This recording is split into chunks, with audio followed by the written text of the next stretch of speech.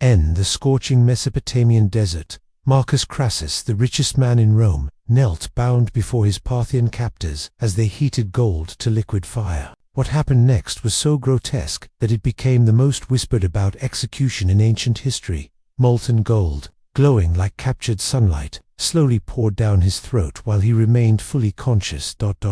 Because in the end, the very obsession that had defined his entire life would become his most agonizing death sentence. Rome, 55 BCE. The marble halls of the Senate echoed with whispered mockery as Marcus Crassus counted his fortune for the 1000th time. At 60 years old, he possessed wealth beyond imagination, enough gold to fund entire kingdoms, enough silver to build cities, but gold couldn't buy the one thing he craved most: respect. While Julius Caesar carved his legend conquering Gaul, and Pompey dominated the Mediterranean with brilliant naval victories, Crassus remained known as the banker among warriors, the third wheel of Rome's most powerful triumvirate. "Father," his son Publius said, finding him alone with his treasure chests, "you have more wealth than any man in history. Surely that's enough." Crassus's eyes blazed with familiar hunger. "Wealth without glory is just counting coins until death. I need military conquest, something so magnificent it will eclipse even Caesar's achievements." The Parthian Empire beckoned beyond Rome's eastern frontier, like a golden mirage. This vast kingdom controlled the silken spice routes that connected east and west, generating unimaginable riches. Intelligence reports suggested internal strife, making them appear ripe for conquest.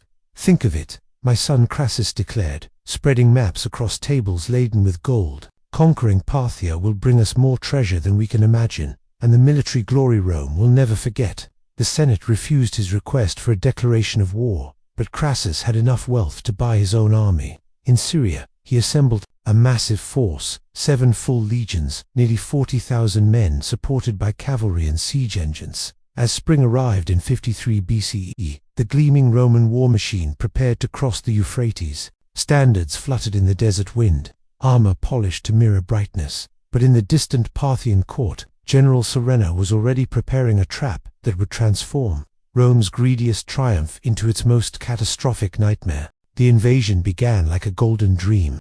Roman forces crossed the Euphrates at Jugma, their eagles glinting in the desert sun. Local settlements surrendered without resistance or fell quickly to Roman siege tactics. "You see how these desert barbarians flee before Roman steel," Crassus boasted to his officers as they watched another city's gates open in submission. "By winter, we'll be counting Parthian gold in wagons." But the easy victories were precisely what Parthian general Surenna wanted. The brilliant young commander was executing a masterpiece of strategic deception, drawing the Romans deeper into the Mesopotamian desert, away from their supply lines and into terrain perfectly suited for cavalry warfare. As the Roman army pushed deeper into the wasteland, strange things began happening. Parthian scouts appeared like ghosts on distant ridges, visible just long enough to unnerve Roman sentries before vanishing into the heat shimmer. Supply convoys came under attack from invisible enemies, who struck without warning and melted. Back into the vastness, Roman soldiers found arrows in their water barrels, their food supplies contaminated, their pack animals slaughtered in the night. "Sir," reported a haggard centurion, "the men are getting spooked. They're saying we're marching into a trap." Crassus's face hardened like carved stone. "Any man who speaks of retreat will be crucified. We didn't come this far to turn back at shadows and rumors." But privately, doubt gnawed at him. His heavy infantry, invincible in European forests, struggled with the brutal heat and endless sand. The cavalry forces seemed inadequate for this mobile warfare, and his supply lines stretched dangerously thin. Everything came to a head at Carrhae, a small fortress city where Crassus decided to make his stand. The location seemed perfect: hills for defensive positions, a water source for his troops, and intelligence suggesting Surenna's main force was finally approaching. "Tomorrow," he told Publius as they surveyed the terrain, "we'll show these eastern princes what happens when they face Rome's finest legions." Neither father nor son realized they were about to encounter something no Roman had ever seen: a purely cavalry army that moved like liquid death across the desert floor. Dawn broke blood-red over Carrhae on June 9th, 53 BCE. The Roman army arranged itself in perfect battle formation, 40,000 men in gleaming armor, standards proud against the morning sky. It was the finest military machine the ancient world had ever produced. Then Surena's army appeared on the horizon. What the Romans saw defied every principle of warfare they knew. No infantry formations, no siege engines, no traditional battle lines. Instead, a fluid mass of cavalry that flowed across the desert like a living organism. Heavy cataphracts armored in gleaming scales, surrounded by thousands of horse archers moving with impossible coordination. The battle opened with horror beyond Roman imagination. Arrows darkened the sky in endless waves, each volley followed immediately by another. Unlike previous enemies who would exhaust their ammunition, the Parthians had organized supply trains that kept their archers constantly fed with fresh missiles. Roman shields, designed to stop spears and swords, proved useless against the sustained arrow storm. Hour after hour, the deadly rain found gaps in armor, struck down officers, and gradually shredded Roman morale. "Father," Publius shouted over the screams of wounded men, "let me charge them, break their formations." It was exactly what Surena had planned. The young Roman led his cavalry in a desperate charge against the Parthian line, only to be surrounded and cut off from the main army. Horse archers swarmed around the isolated force like wolves around wounded prey. Crassus watched in helpless anguish as his son's cavalry was systematically annihilated. Publius fought bravely until the end, but the outcome was inevitable. Then came the moment that shattered Crassus's soul completely. Parthian warriors severed Publius's head and mounted it on a spear, parading it before the Roman battle line. The sight of his beloved son's head, eyes still open, mouth frozen in a final cry, swaying above enemy ranks, destroyed whatever composure the old general had maintained. "My boy," he whispered, tears streaming down his weathered cheeks. "My beautiful boy." Roman discipline collapsed like a dam bursting. The reality became undeniable. They were trapped in hostile territory, surrounded by an enemy that could kill at will while remaining beyond reach. Water was running low, the wounded overwhelmed their medical supplies, and every attempt to break out resulted in heavier casualties. The desert that had seemed like a highway to conquest had become their tomb. The remnants of Rome's great eastern army stumbled into Carrhae as dawn broke, having lost nearly half their strength in a single day of slaughter. Proud legions that had crossed the Euphrates in gleaming confidence were now reduced to a desperate mob of survivors, standards lost, morale shattered, their commander psychologically broken. Crassus sat motionless in his tent, staring at nothing. Officers reported catastrophic losses, but he seemed to hear none of it. The image of Publius's severed head haunted him, replaying endlessly in his shattered mind. "Sir," his second-in-command pleaded, "we must organize defenses. The Parthians could attack at any moment." "My son is dead," Crassus whispered, his voice hollow as a tomb. "They killed my beautiful boy." Instead of finishing the Romans with an immediate assault, Surena made a calculated decision that would prove far more devastating. He sent envoys under flags of truce, proposing negotiations between commanders to discuss terms for Roman withdrawal. The offer seemed reasonable. Both sides had suffered casualties, and surely even barbarians understood the value of mercy over massacre. For Crassus, desperate to salvage something from the disaster, it offered hope of saving at least some of his men. "It's obviously a trap," warned his surviving officers. But Crassus was beyond caring about personal safety. His great gamble had failed catastrophically. His beloved son was dead. His army was destroyed. What more could these Eastern princes take from him?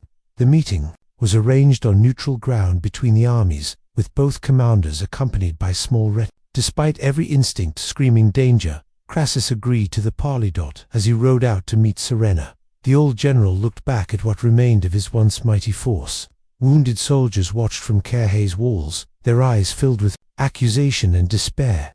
"I was the richest man in Rome," he muttered to himself. "And now I have nothing left but shame." The parley erupted into violence. Whether through planned treachery or tragic misunderstanding hardly mattered. Parthian soldiers overwhelmed the Roman delegation, and Crassus found himself a prisoner of the man who had destroyed his army and murdered his son. Rome's wealthiest citizen was now entirely at the mercy of enemies, who had every reason to despise everything he represented. Surena studied his captive with the cold calculation of a master strategist. This was not merely another defeated Roman general to be ransomed for gold or executed for propaganda. Marcus Crassus represented everything the Parthians despised about Roman imperialism, unprovoked aggression, motivated purely by personal greed and unbridled ambition. "You came to our lands, seeking gold," Suranna said in flawless Latin, his voice echoing in the tent where Crassus sat bound and broken. "You killed our people for treasure. You burned our cities for profit." Crassus looked up with hollow, defeated eyes. "I sought glory for Rome's honor." "No," Suranna replied with quiet intensity. "You sought glory for Marcus Crassus. Your own soldiers told us the truth before they died. This invasion was your personal ambition, not Rome's official command." The Parthian general circled his prisoner slowly, like a philosopher contemplating a moral problem. The execution method had to send a message, not just to Rome, but to any future invaders who might mistake Parthian mercy for weakness. "In our culture," Suranna continued, "justice must reflect the nature of the crime. You worshipped gold above human life. You built your obscene fortune through exploitation and violence. Now you will experience gold's true nature." Crassus's eyes widened in dawning horror as he understood the implications.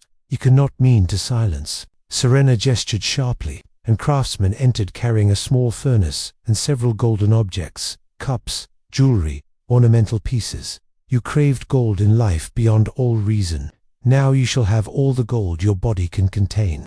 The execution took place before a carefully assembled audience of Parthian nobles and captured Roman soldiers, transforming it into both a judicial proceeding and a public demonstration of Eastern justice. Crassus was forced to his knees, while strong hands held his mouth open, preventing any final words or pleas for mercy. The gold was heated until it reached liquid form, a substance so intensely hot it glowed like captured sunlight. At nearly 2000 degrees Fahrenheit, it would burn through human tissue while carrying profound symbolic meaning about the destructive nature of unchecked greed. "Behold," Suranna announced to the watching crowd, "the fate of those who mistake our lands for easy plunder, our mercy for weakness."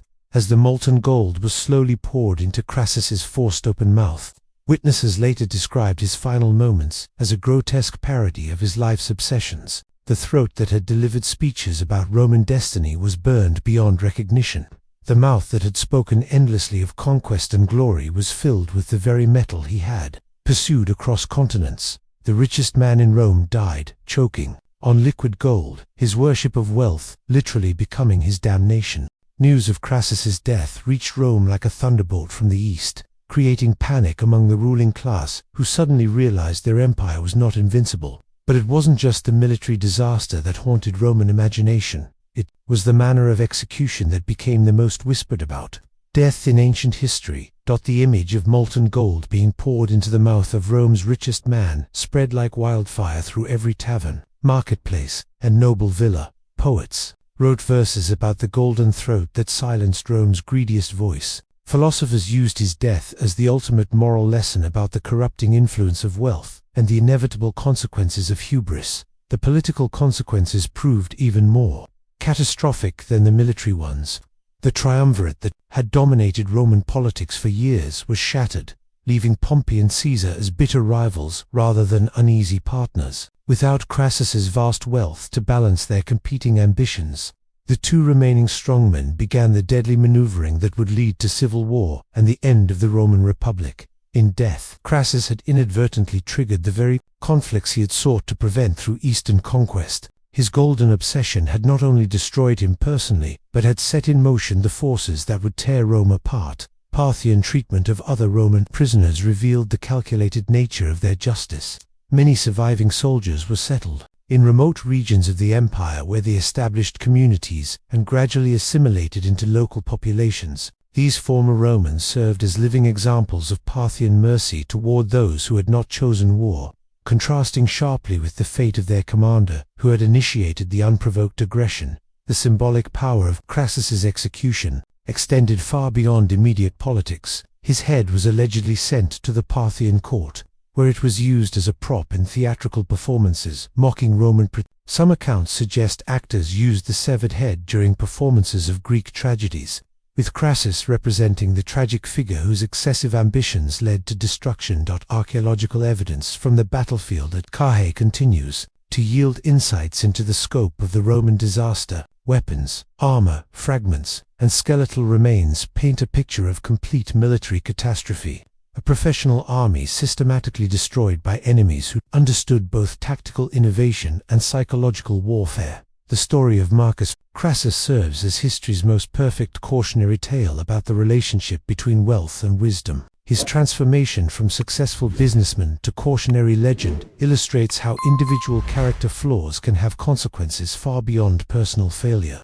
affecting entire civilizations and altering the course of human events. The molten gold that killed him became a powerful symbol that resonates across centuries, a reminder of how the things we desire most can become the instruments of our destruction. In our modern world of wealth, inequality, and political ambition, the golden throat that silenced Rome's richest man continues to whisper warnings about the true cost of unchecked greed. His death remains the most ironic execution in human history. The man who worshipped gold above all else, dying with that same gold burning through his body from the inside out. A fitting end for a man who had forgotten that some things, honor, wisdom, human life, are worth more than all the gold in the world.